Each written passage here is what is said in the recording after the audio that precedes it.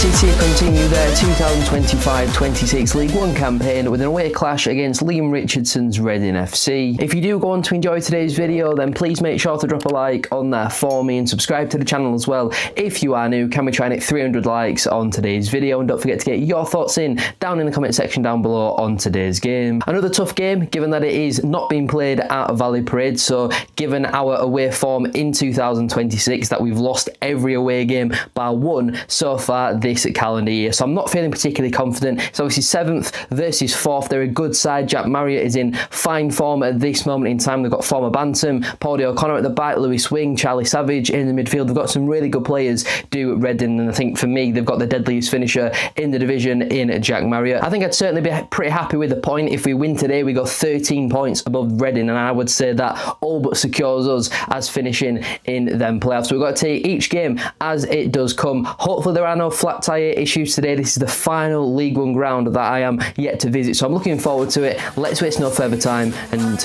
begin the 4-hour journey down to Reading.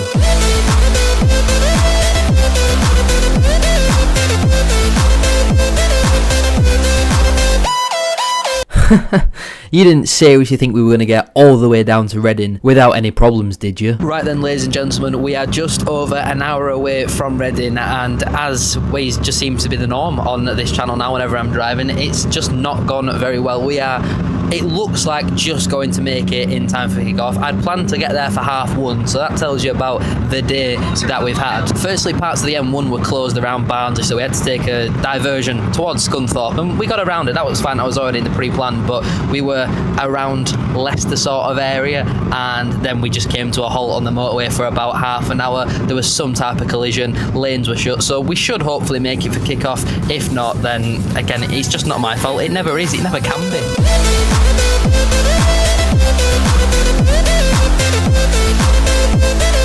Right then, the time is currently 2:15. Team news is now out. We are still about half an hour away from this car park.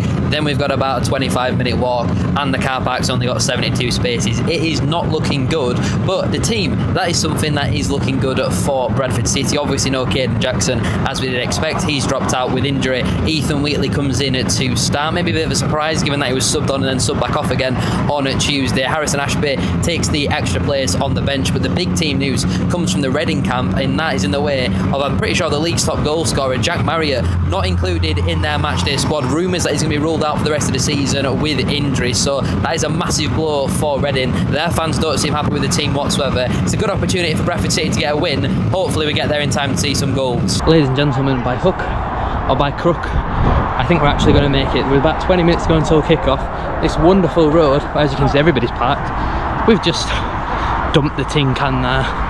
I'm out of breath because we've done a bit of running, but I think we're actually going to make it, which is rare. Ladies and gentlemen, would you believe it? We have made it in. Alexander's Bradford Army! Alexander's Bradford Army! Bradford City! Bradford City FC! We're by far the greatest team the world has ever seen. Terry, right! Terry, right!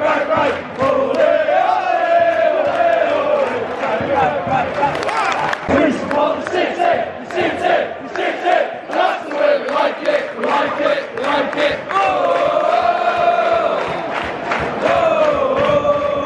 Going on up to the spirit in the sky, where I'm gonna go when I die. When I die and they lay me to rest, I'm gonna go on the pace for Saturday.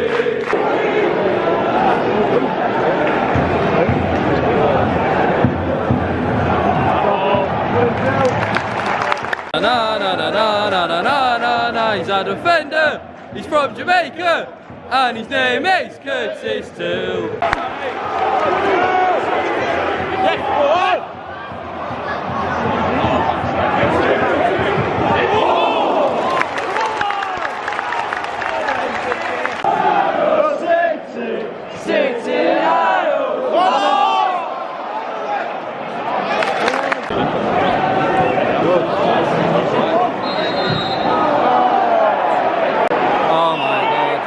Well done, Baldwin. Kick it away.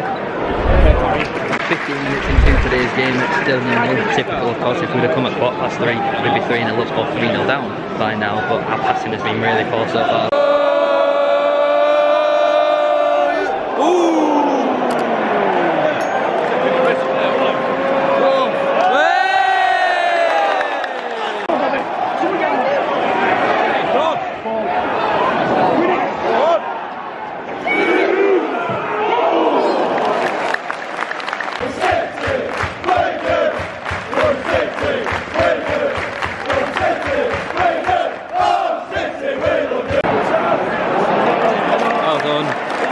Pennington's having a right game.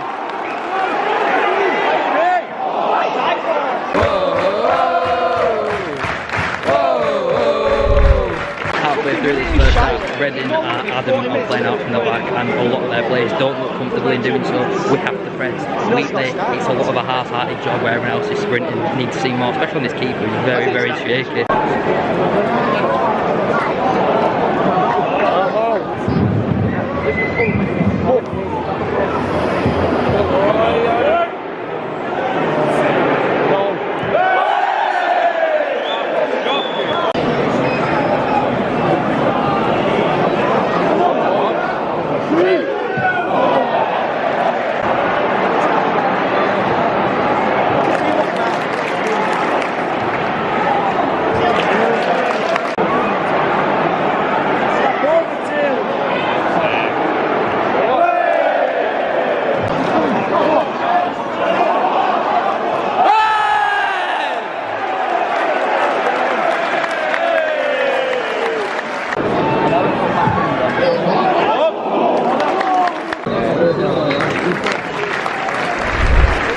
Half-time then here in Reading, it is Reading 0, Bradford City 0.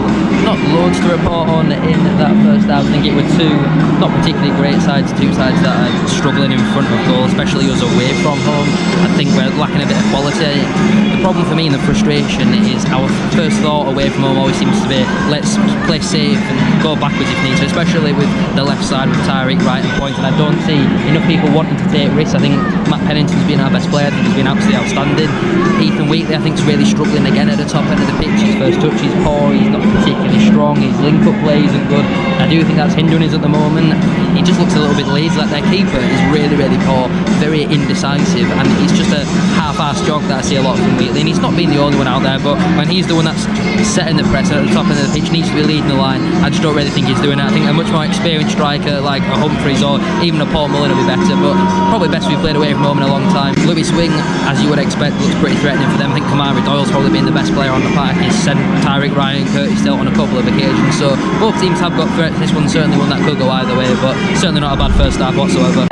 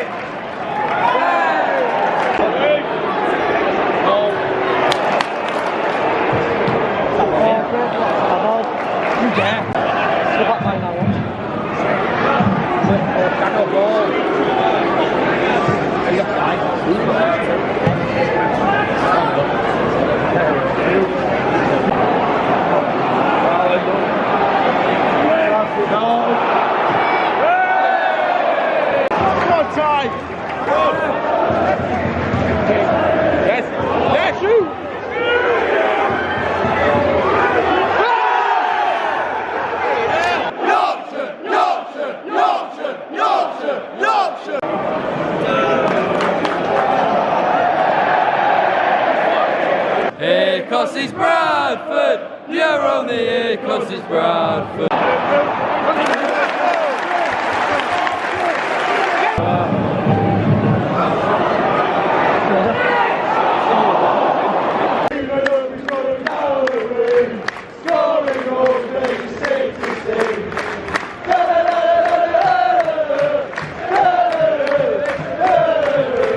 Aidan Baldwin going off with injury, big blow for Bradford City. Ibu Toure coming on. I'm not really so sure why the Reading fans were booing Aidan Baldwin coming off.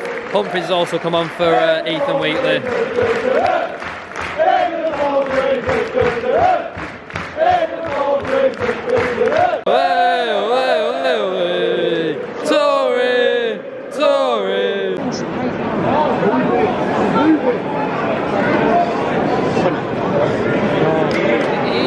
Get it in, for fuck's sake!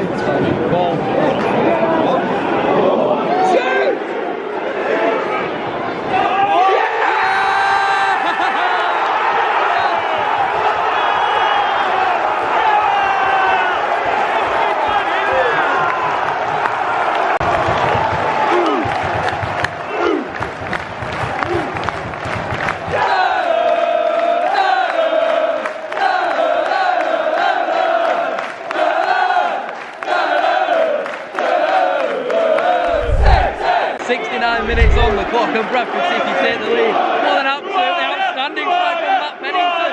He's 2 in 2 for the former Blackpool man, and they won't get much better than that for him.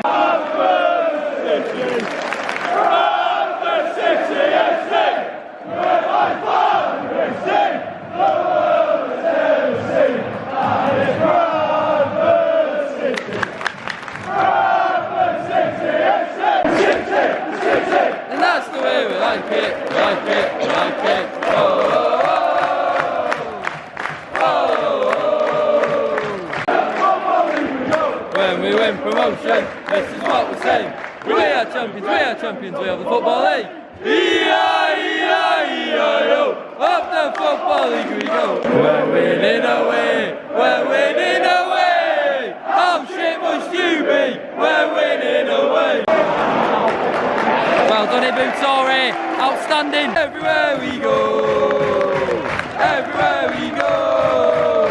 It's a Bradford boys, taking all their noise, everywhere we go. Bradford's a shithole, it's better than this. You'll never sing that, you'll never sing that. City of culture, you'll never sing that.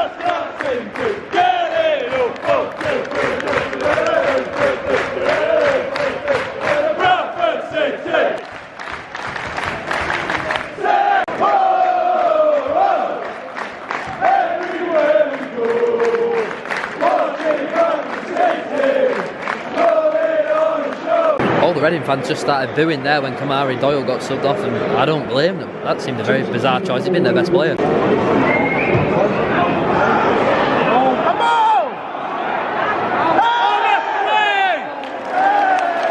We love you, City! We do! We love you, City! We do! We love you, City! We do! Oh, City, we love you! 6 minutes of normal time, that's plus stoppage time. I'll be very surprised if Joe Wright doesn't come on for Tyreek Wright and we have a bit of a change around with that defence.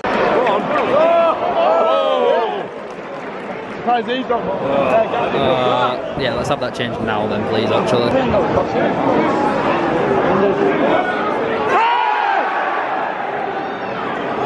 Third change of the game is Bobby Poynton coming off for Joe Wright, so even more defensive than what I thought. He's one of our own!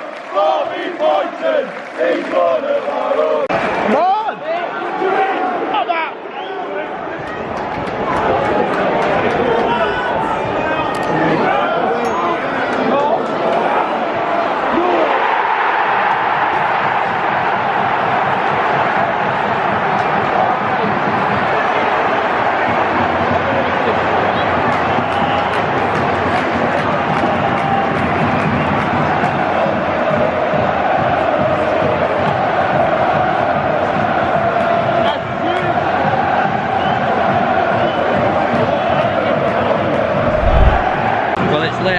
Again, away from home for Bradford City.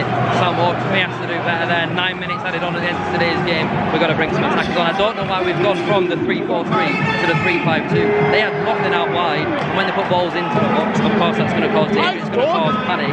But why on earth have we gone and centred and funneled them out wide and allowed them crossed into the box? Awful.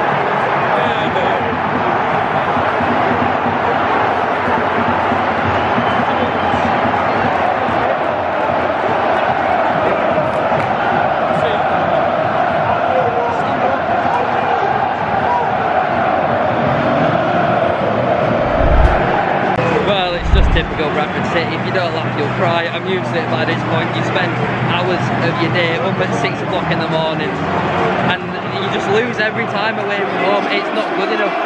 We parked the bus. I just cannot believe we found a way to lose this game. Neither side deserves to win it, and I don't want to sound salty when I'm saying that, but Reading ahead. I can't say we deserve the win out of this game. I can't say they really deserve it, but they've been better in both boxes and they're winning. They're definitely going to go on and win, because we've still not even considered bringing Paul Mullin on when there's a minute left now.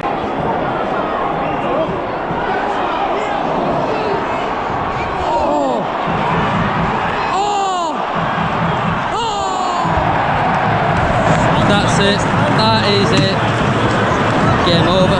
I cannot believe we found a way to lose this game. Mullin's now gone on for Tyreek Wright when there's 15 seconds left. This is on Alexander again, it's the same as last season.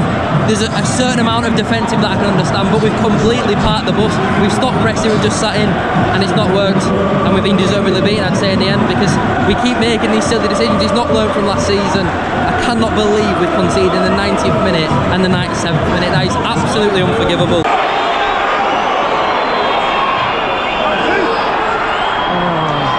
That's it.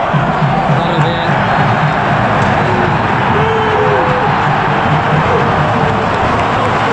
I don't even know what to say. Reading closed the gap on us down to 7 points. I cannot believe we found a way to lose that game. Congratulations to Reading. They deserve it in the end. If you score 2 goals in stoppage time, then you deserve something out of it. Thank you all very much for watching. Make sure to like, comment and subscribe. 300 likes, as I said at the start of today's video, will be massively appreciated. But I'm so sick and tired of following this football club, spending hundreds of pounds on away games, travelling for hundreds of miles, spending hours of your time to see us lose week after week away from home. Yeah, the performance was much better today, but you've got to find ways to win. The manner of the defeat as well, it's the same as last season. It gets to the crunch time and we're just crumbling away from home. We go defensive. I cannot believe we found a way to lose that game, man. I'm absolutely fuming. I cannot believe it. I don't know what else to say. Thank you for watching. I'll see you all next Saturday for Owen at home. Well, we'll probably beat Owen at home. Then we'll lose to Port Vale away, lose away at Wigan, lose away at Burton. It's just so predictable now. I just can't be bothered. And the treatment of Mullin, why is he coming on with 15 seconds left? What the hell is all that about? 98% of the away and clapping them off. A few boos there. But Reading haven't won that game. We found a way to lose it, and I mean that in a respectful way to the opposition. They're putting on a lot of pressure on us now. We have to start picking up points away from home. The point was disappointing, but none. Come on. Got to start winning away from home.